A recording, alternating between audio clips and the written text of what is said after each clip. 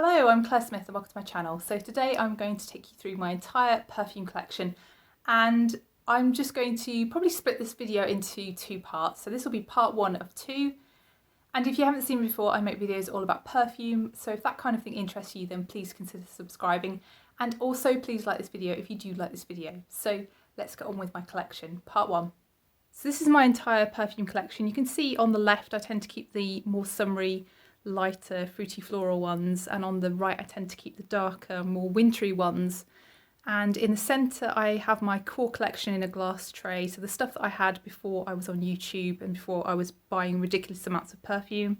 And then at the front, I have the perfumes that I'm either just testing out because they're new, or they're the ones that I feel are easy reaches. They're the ones that I don't have to think about whether I want to wear or not because I always want to wear them. So I'm going to start on the lighter side with this part one, and then I'm going to do part two with darker fragrances. So you might want to pick which video you watch, or you might want to watch both. So today we're starting with the lighter one, so I'm going to start at the back. So the first one is Madonna's Truth or Dare. So this fragrance is one that is really quite expensive now, and it's a tuberose fragrance in the main. And to me it smells almost like a sherbety tuberose. I know that sounds weird, but it's kind of fizzy to me. This one is Gucci Bloom Notori di Fiore. So this is a flanker of Gucci Bloom, and I bought this one because I wasn't keen on Gucci Bloom, but I really do love a lot of the flankers, and this was the one that I liked the best. So this one is based around honeysuckle, but it does also have a bit of tuberose, and it's just a really nice white floral fragrance. This one is Calvin Klein's Reveal. So this fragrance is a bit of a weird one actually. It's kind of peppery, salty, marine, and it also has a sort of caramelized dry down as well. Really quite a weird one. Marc Jacobs Daisy Days. This is a fragrance that my mum bought me for my birthday a couple of years ago. As you can see, I haven't really used it. It's one that I think was new at the time, and I think she just asked the shop assistant what she recommended, and obviously they try and push the new fragrances, so that's what my mum bought me. It's a fragrance I like, I just don't wear it that often. This one is Marc Jacobs Decadence, Oh So Decadent. So this is a flanker fragrance to Decadence, which I think is the one that gets all the love, and actually this flanker I think is actually the better fragrance. This to me is kind of a crystal clear, slightly green, but mostly aquatic fragrance with a little bit of fruitiness. And it makes me think of wet gardens and springtime. It's just very evocative of being outside and yeah, sort of a wet morning garden basically. It's discontinued, but you might see it online somewhere. This next one is a classic, and this was a bottle that was gifted to me by a good friend, Happiness Sparkles, Frances, here on YouTube. If you haven't seen Frances's channel, then please do go check her out. She's a lovely, lovely lady. So I wear this one to work, and it's just a very classic perfume. It just makes you feel elegant and smart, doesn't it? So that's Coco Mademoiselle.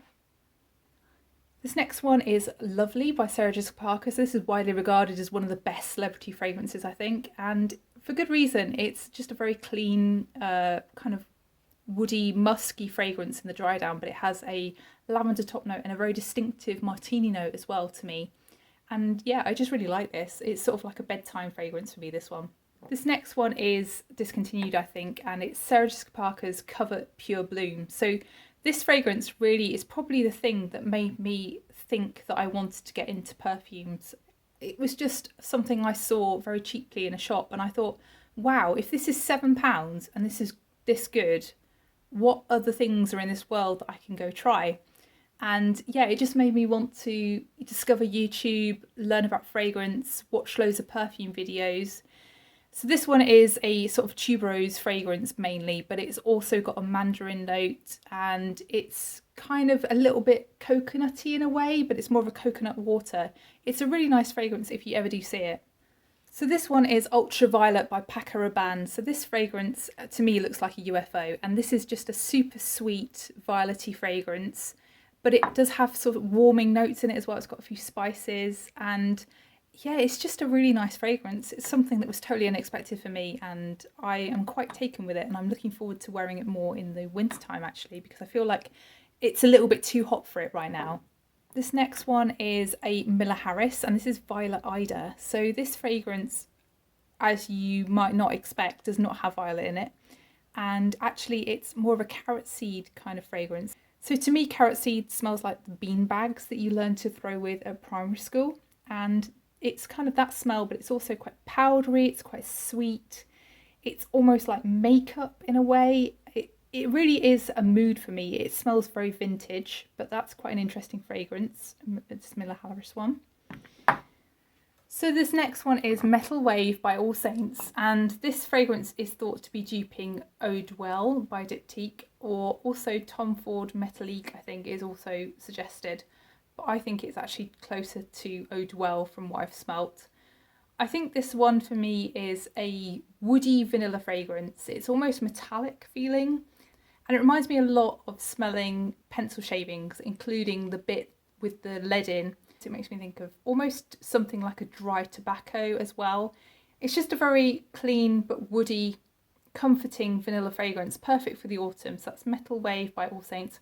I also really like Flora Mortis from this range as well. This next one is another Marc Jacobs fragrance, and it's one that I've had for a while and I'm getting through it and I don't think I'll repurchase, but it's Daisy Dream and it's EDT. Actually, for Marc Jacobs EDT, this is really long lasting and it's a really nice fragrance for springtime. It's really refreshing. It's just a generic sort of fruity floral kind of fragrance, but it's a good one. This one's Aqua Allegoria range from Guerlain and it's Coconut Fizz. This is the only one I have from this range, and I tried a lot in store, and to be honest, they all ran into one another and I didn't know which one was which, so I ended up choosing Coconut Fizz. And this is a very sort of coconut water fragrance, but it has a really nice creamy dry down with sandalwood, but there's also quite a lot of vanilla. And yeah, it's just a good reach for the summer. It's refreshing, but also really luxurious feeling because of that creaminess. This is Angel Nova by Mugler. So this came out in 2020 and it's one that people seem to love or hate. Really, I don't know why they called it Angel Nova, because it's got nothing to do with Angel. It doesn't really smell anything like Angel. It's a fizzy fragrance. It reminds me of a rose doused in some kind of 70s pop is how I describe it. It's really, really artificial, synthetic, but it's really, really fun. So that's why I like that one.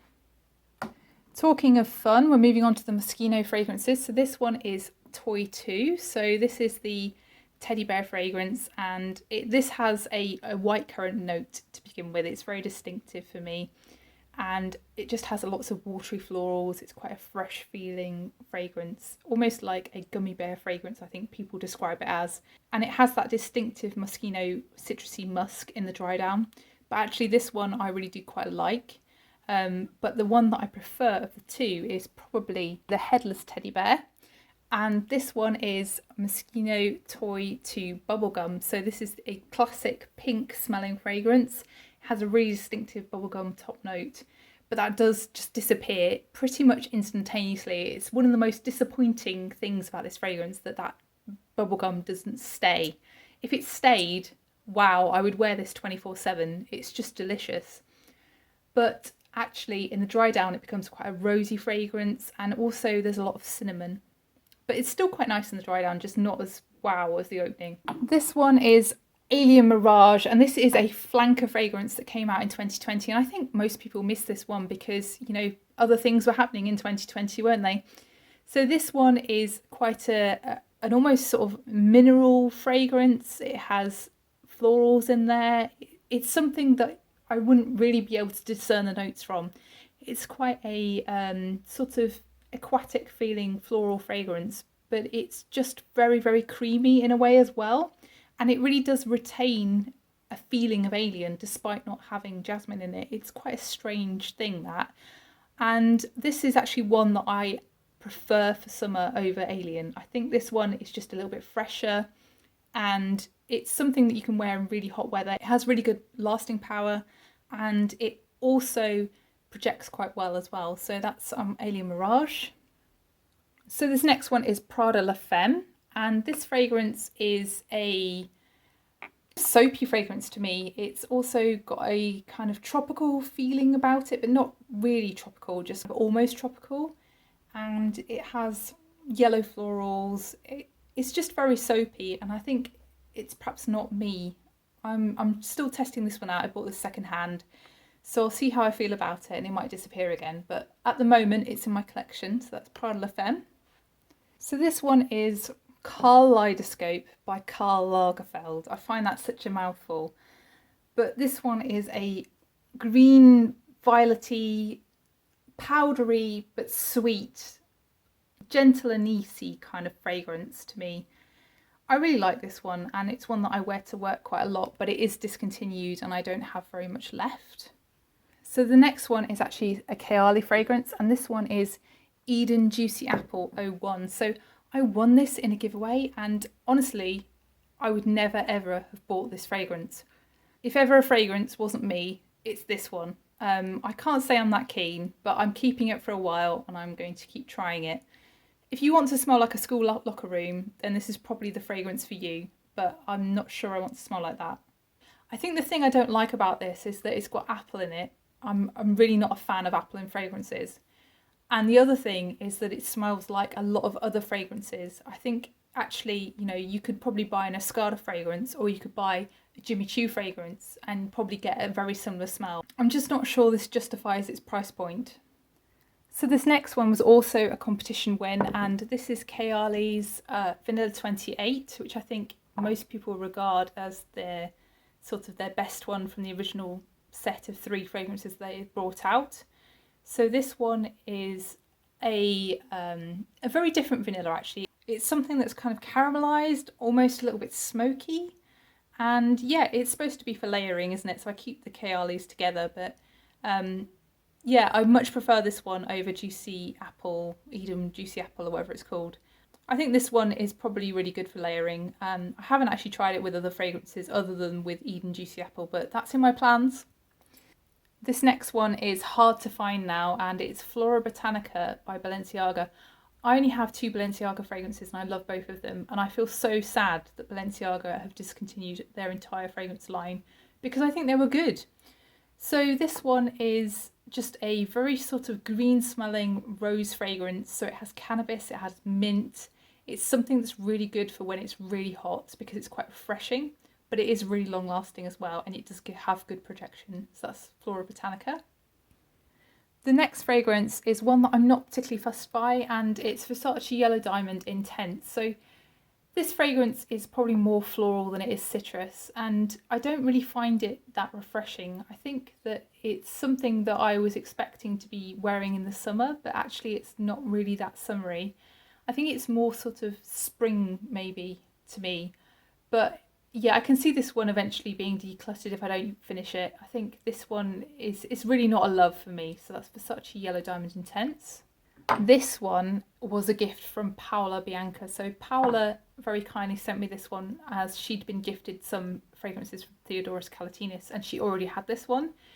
So this is a super photorealistic fig fragrance. It smells like the entire plant. It smells very lush and green, but there's also a vanilla note in it, a very green vanilla, and it's sort of milky almost and lactonic.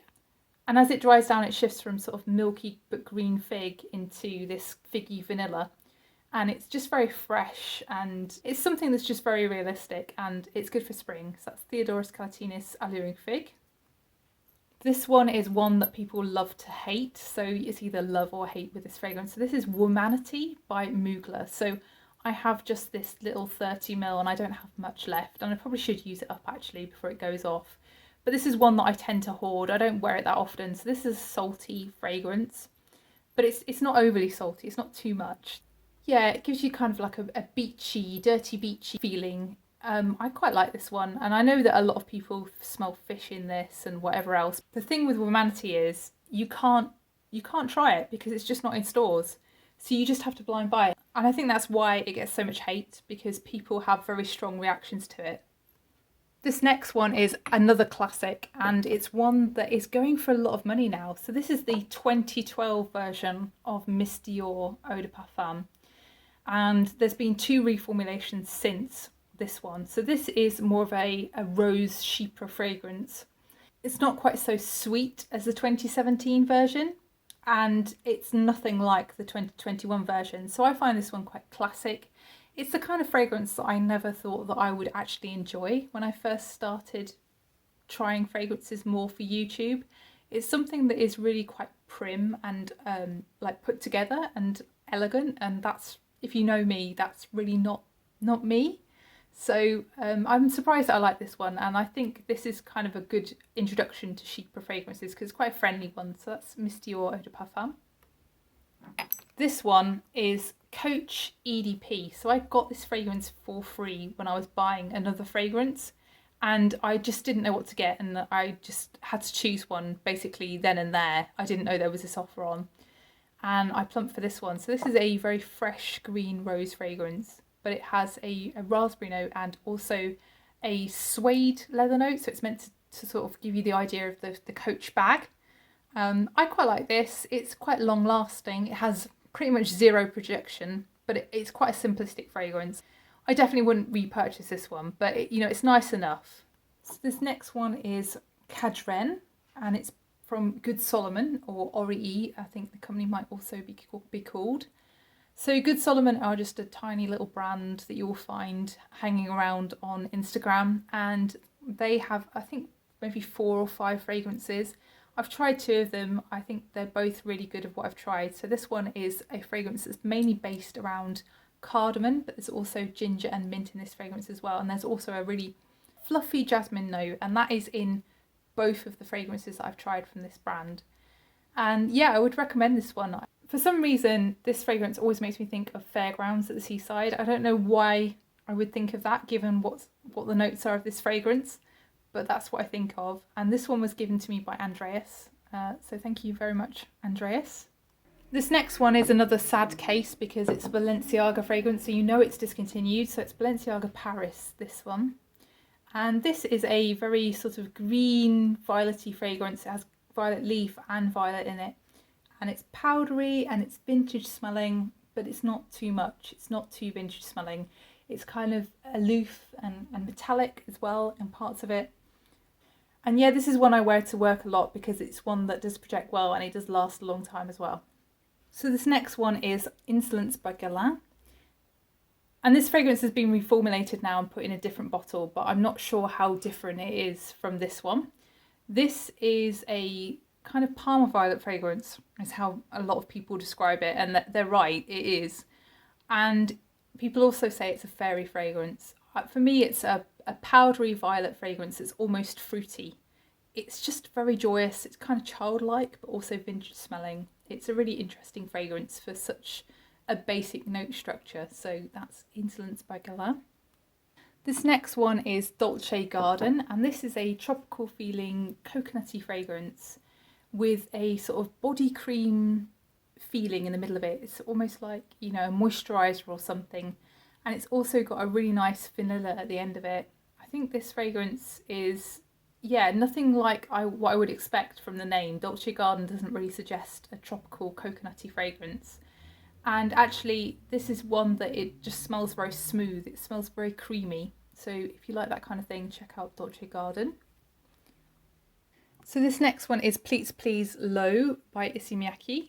And this is quite a fresh green rose fragrance, but it has quite a muskiness to it as well. It's quite a simple fragrance.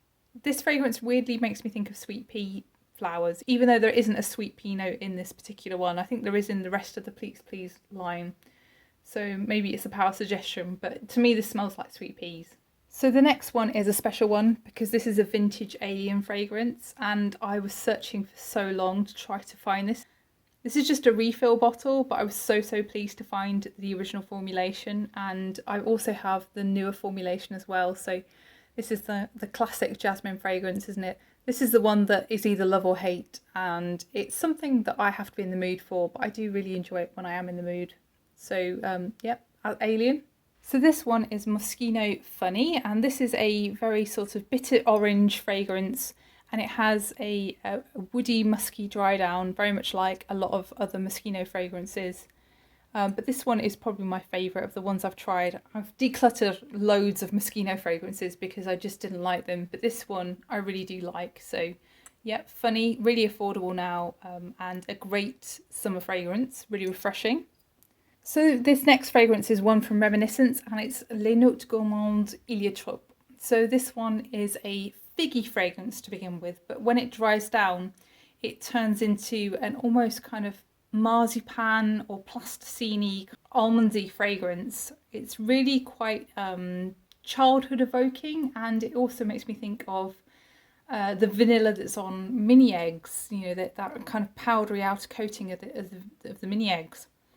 It's just a very Easter fragrance for me. It makes me think of Easter eggs and Easter egg hunts. So that's Reminiscence Heliotrope. So this next fragrance is one from Isimiaki, and it's L'Eau d'Issy Floral. So this fragrance I've been using basically as a body spray for most of the summer, and I'm probably about halfway through the bottle now. But this one is just a really nice refreshing spritz when you get in from work or something. And this one is a green rose fragrance, basically. It's quite a simple fragrance, but it still does have that sort of slightly watery, aquatic feel that the original L'Eau d'Issy does have. Next we have one that I don't particularly like. So this is J'adore by Dior, and this was a gift from my dad. It doesn't smell like me, basically. It doesn't make me smell like me. So this is a fruity floral fragrance. And actually I think on other people it smells really nice. I've got a friend who wears this one a lot and she smells great in it, but it's just not me. So that's J'adore by Dior. This next one is Kenzo World. So this had a really weird advertising campaign. If you've ever seen the video advertising this fragrance, then you will know how weird this fragrance is as well. So this is an ambroxan bomb. It's basically a crystal clear ambroxan with kind of red berry notes and also an indistinct, unidentifiable floral note in the background. This one just makes me think of bubble baths, and it just smells really clean to me, and it's super long lasting because of all the ambroxan, and it's not something where the ambroxan is too much or, you know, grainy. It's just a very clean smelling fragrance to me, and it's one that I really like. So that's Kenzo World. So the next fragrance is Narciso Poudre, and this is a fragrance that I quite often wear to work when I'm trying to smell professional. This is a powdery rose fragrance. It's really soft. It makes me think of pastels. Basically, if you look at the colour of the bottle, then that's how this fragrance smells. It just smells elegant, friendly, and put together, this fragrance. So I think that's why I like it. So that's Narciso Poudre. This next one is Alien Eau Extraordinaire, and it's a citrusy version of Alien. And this one has been a bit of a summer project planned for me. I've been trying to use this one up because I'm worried it's going to go off if I don't use it. And I really do quite like this fragrance. I go through moods with it where I don't like it, but at the moment I really like it and I've been wearing it a lot. It's very creamy.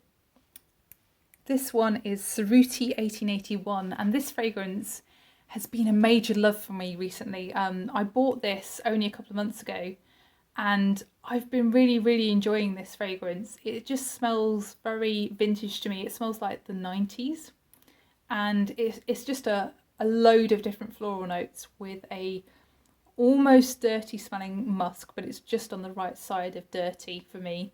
It just makes me think of Chintz and Laura Ashley. It's got a very kind of cottagecore feel about it, and it's just very wearable and easygoing, but it's really long lasting as well. It's something that is, you know, a nice reach for work, and it's very spring and summer. So that's Cerruti 1881. This next one is one that I quite often wear to bed, and it's Katy Perry's Indie. So this fragrance is supposed to be a load of musks, but to me it's mostly sandalwood, even though sandalwood isn't listed. I don't really understand what's supposed to be in this fragrance, but anyway. I also get like a green blackcurrant leaf in the beginning of this fragrance, and ultimately I used to think it was quite long lasting, but for me now it doesn't last very long at all, and I'm not quite sure why that is. But yeah, I've been wearing this one to bed. It's quite, you know, comforting and creamy, and yeah, just a really nice fragrance for so little money. I think you can get this one in the UK for less than £4 for 30ml, which is just insane. So yeah, a really nice celebrity fragrance, Katy Perry's Indie. So the next one is a La Petite Robe Noire flanker, and this is La Petite Robe Noire Plissé. So this fragrance has the La Petite Robe Noire DNA apart from the licorice, although actually, having said that, even though it's not listed, I do still smell something that smells like licorice to me in this fragrance. So I like this because it's kind of powdery, and it's just, yeah, it's got that kind of Guerlain quality about it.